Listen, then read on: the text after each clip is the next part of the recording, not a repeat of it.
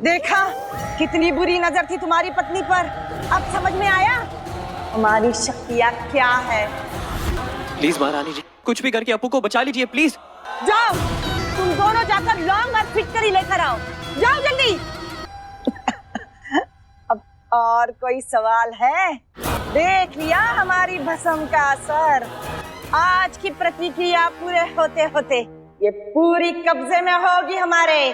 फिर इसे वश में करके हम इसे इस घर से दूर कर देंगे, तुम्हारे बेटे से दूर, इस घर से दूर, हमेशा हमेशा के लिए। जी जी महारानी, बहुत बहुत धन्यवाद। लेकिन याद है ना, 16 तोले सोने की जरूरत पड़ेगी। जी जी हम देंगे ना, कहीं से भी लाकर देंगे। बस आप कुछ भी करके ना इस काले साए को हमारे बेटे की जिंदगी से दूर फेंक दीजिए। तो चलो आगे की तैयारी करते हैं। जी।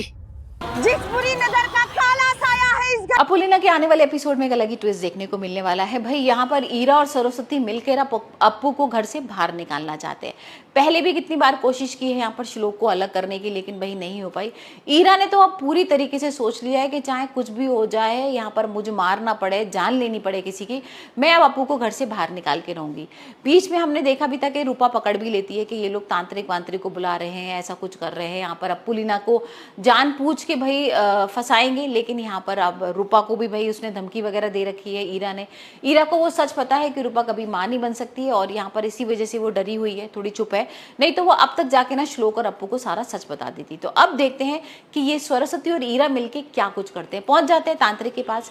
तांत्रिक यहाँ पर बेवकूफ बना देता है इन दोनों को, और यहाँ पर वो कुछ घुट्टी वगैरह लेके आ गए, कुछ ड्रिंक लेकर आ गए हैं दोनों के लिए। साथ में तांत्रिक भी आ गई ये देखने के लिए कि भाई अप्पू का कहाँ तक जादू चल रहा है। पता है ऐसे कैसे हो सकता है कि भाई इस जमाने में इतने पढ़े लिखे लोगों के बीच में भाई तांत्रिक को बुला के वो लोग ये सोच रहे हैं कि भाई इसने लड़की ने इस लड़के को फंसा लिया है। अब यहाँ पर अपुलिना आती है, अपुलिना गुस्सा करती है कि ये सब क्या हो रहा है और आप लोग इतने पढ़े लिखे हैं, ऐसे कैसे कर सकते हैं।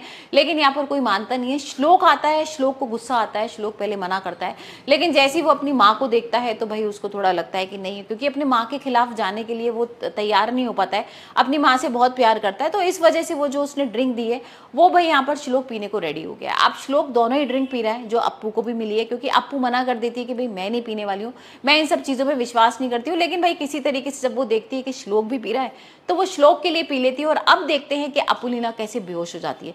जैसे ही वो ड्रिंक पिएगी बेहोश हो जाएगी। और क्या वाकई में ये दोनों अलग हो जाएंगे? क्या तांत्रिक का कुछ ऐसा असली है चीज़ जो भाई इन दोनों को इफेक्ट करेगी, इन दोनों के रिश्तों को खत्म कर देगी? ऐसा कुछ भी नहीं होगा। आने वाले एपिसोड में हम देखेंगे जो तांत्रिक है वो एक चोर है और यहाँ पर पुलिस उसको पकड़ने आई है। और अब देखते हैं कि महादेव किस तरीके से यहाँ पर बड़ा हंगामा करेंगे।